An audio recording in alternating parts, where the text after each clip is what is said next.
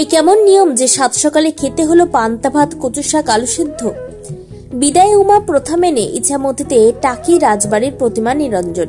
সীমানা ভুলিয়ে দুই বাংলাকে এক করল টাকির বিসর্জন। উত্তর 24 পরগনার বসিরহাট মহকুমার টাকিতে শতাব্দী প্রাচীন প্রথা মেনে এবারও দুই প্রতিমা নিরঞ্জন হল ইছামতি নদীতে। ভারত বাংলাদেশ দুই দেশের বুক চিরে বয়ে যাওয়া এই নদী বরাবরই দুই বাংলার বিসর্জনকে এক সুতে বেঁধে রেখেছে। দশমীর সকাল শুরু হয় মায়ের বরণ দিয়ে।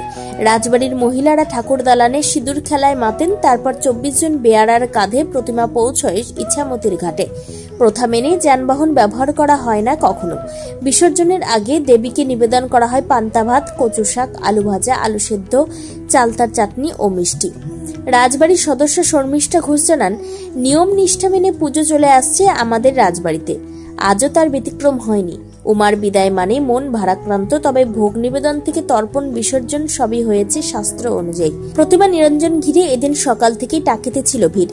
দুই বাংলার ভক্তদের পাশাপাশি ভিড় জমিয়েছিলেন দেশ বিদেশের পর্যটকেরাও। নদীর দুই পারে ছিল প্রশাসনের কড়া নজরদারি। সীমান্তরক্ষী বাহিনী, ভারতের বিএসএফ ও বাংলাদেশের বিজিবি নৌকায় টহল দিয়ে নজর রেখেছে ইছামতির মাঝ বরাবর টানা সীমারেখার ওপর। এবার ভারতের প্রতিমা ভারতের সীমান্তে, ওপার বাংলাদেশের প্রতিমা বাংলাদেশের সীমান্তে নিরঞ্জন করা হয়। আর এই ঐতিহ্যবাহী বিসর্জন প্রতি বছরই ভৌগোলিক বিভাজন ভুলিয়ে দুই বাংলার মানুষকে এক আবেগে বাঁধে।